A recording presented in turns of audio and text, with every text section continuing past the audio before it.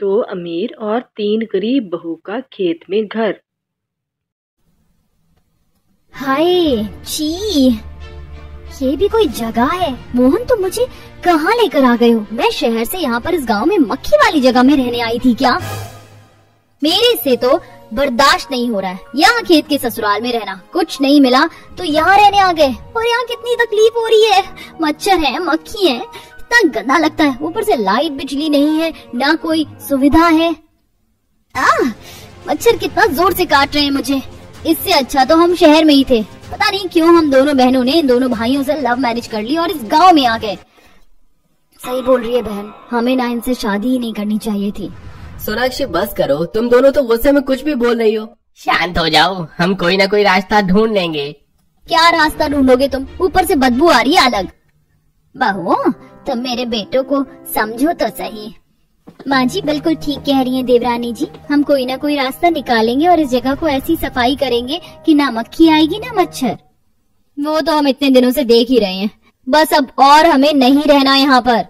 आखिर ऐसा क्या हुआ था कि अम्बा की बहुएं खेत वाले ससुराल में रहने से मना कर रही थी? और क्यों ससुराल खेत में था जहाँ कोई सुविधा नहीं थी?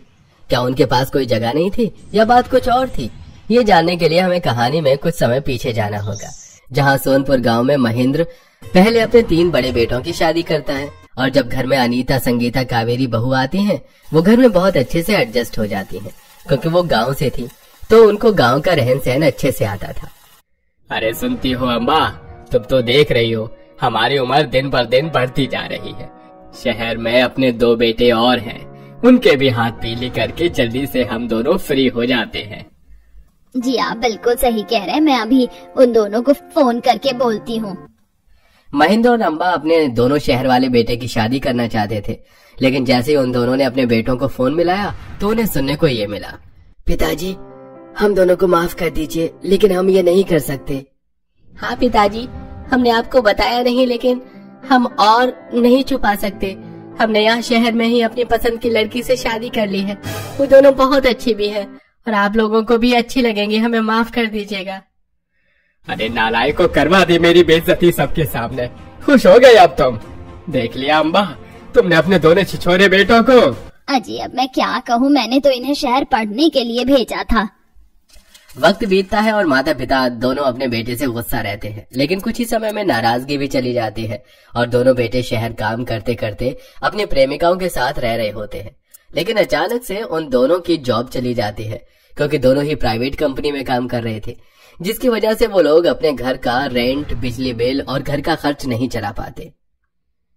मोहन, अब तो हमें यहाँ जॉब नहीं मिल रही, क्या करें यार? करना क्या है भैया, लगता है अब हमको गांव लौट जाना चाहिए। वहीं कोई दुकान खोलेंगे और हमेशा मम्मी पापा के साथ रहेंगे गांव में। कब तक आना जाना करेंगे? वैसे भी यहाँ का खर्चा निकालने के बाद उनको देने के लिए पैसे नहीं बचते। ये तुम क्या बोल रहे हो? हमें शहर की लाइफस्टाइल छोड़कर गांव में रहना पड़ेगा, वही गाय गोबर फसल खेती। आई कांट, मैं गांव में नहीं रह पाऊंगी। देखो, इस शहर में रहने का, नौकरी पाने का और खर्च चलाने का कोई सोर्स नहीं रहा, हमें गांव लौटना पड़ेगा।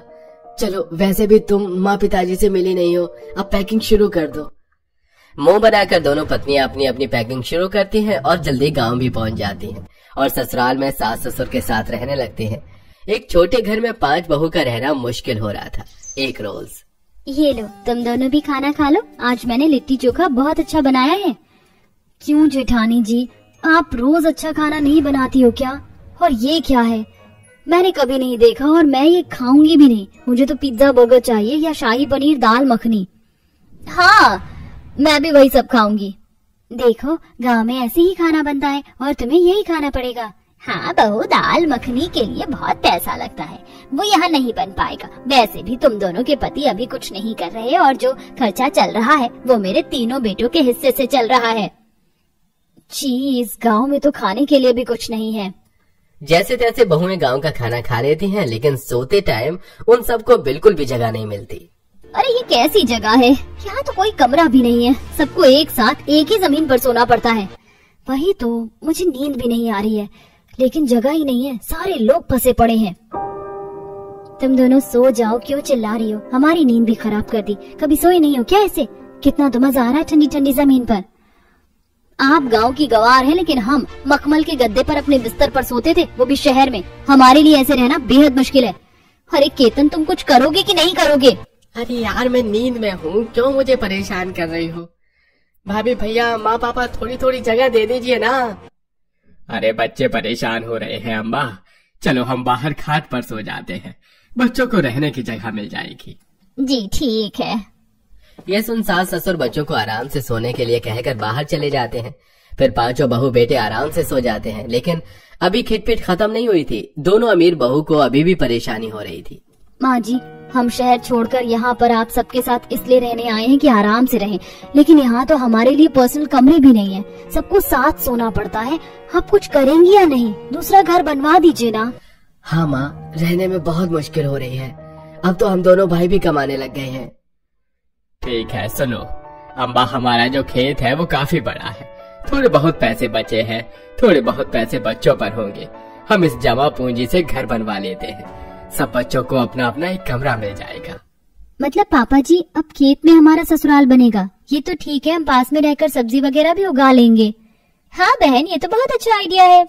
इसके बाद उनके खेत वाली जगह पर घर बनना शुरू हो जाता है और 1.5-2 महीने में घर पूरा बन जाता है। पांचों बहू बेटे अपने अपने कमरे में अलग रहते हैं, लेकिन खेत वाले ससुराल में रहने से उन्हें वहाँ पर अब मच्छर काट रहे थे।